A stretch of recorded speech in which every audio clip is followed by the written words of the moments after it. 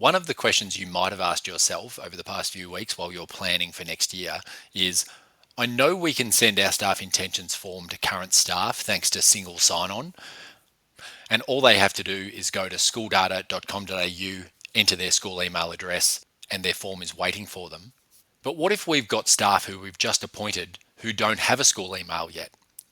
Can I send a staff intentions form to these staff? Or perhaps you have staff who are on leave at the moment and don't have access to their school email. How do we get these staff to fill out their staff intentions form? Well, thankfully, the answer is it is simple. We can't authenticate their personal email address, and nor do we want to. Remember, it is definitely in your best interests and certainly in your IT manager's interest when it comes to the security of your data to leave authentication to Microsoft via single sign-on. But we can definitely send a form link to your teacher's personal email address. They can fill it in and submit it like they normally would.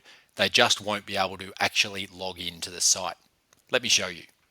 Let's go to our master staff table, and let's say Jack Alford here is off on long service leave. I'm going to press the edit icon, and you'll see under Jack's school email, we've got this alternate email option. I'm going to type in here my Gmail address, so please don't spam me, and I'm going to press save and exit. You can see that this email address now appears in the alternate email column. All right, let's go home. Let's go to staff planning and click staff intentions forms. If we click the pencil icon, which allows us to enter the wizard, and we go to form audience, we'll see this form currently has no one in the audience. If we go edit list, and I'm going to search for Alford, there he is there, and you can see both of his email addresses over here.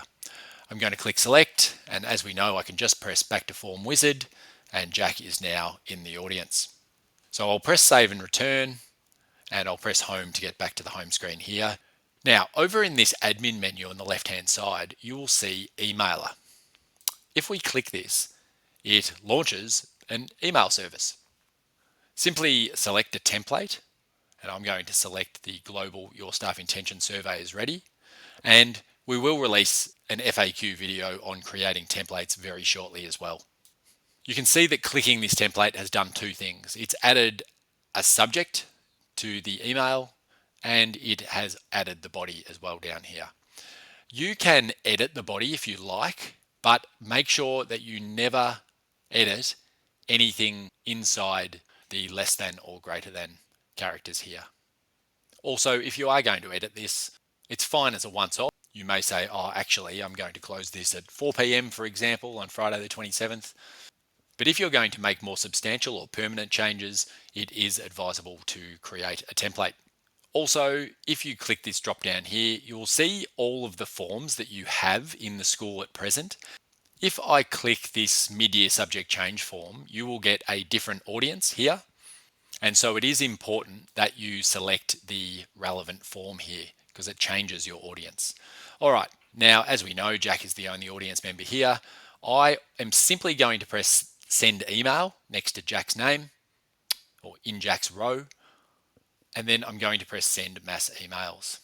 Confirm that you wish to send this to one teacher, okay, and the email has been sent, and you can see it sent it to the only valid email address that it found.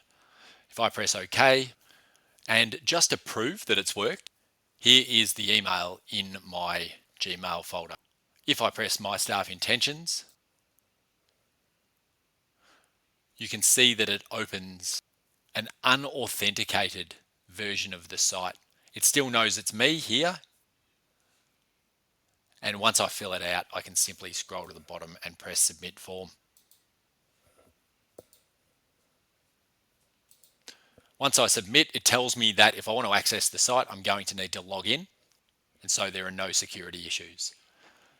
All right, I'm going to change back to the school data site again. I'm going to go back into the form, back to the wizard, and into form reports. And you can see that Jack has submitted the form in here. He didn't actually enter any data, so you won't see anything over here, but there is a record of him having submitted the form. And that is how you send forms to unauthenticated email addresses in school data.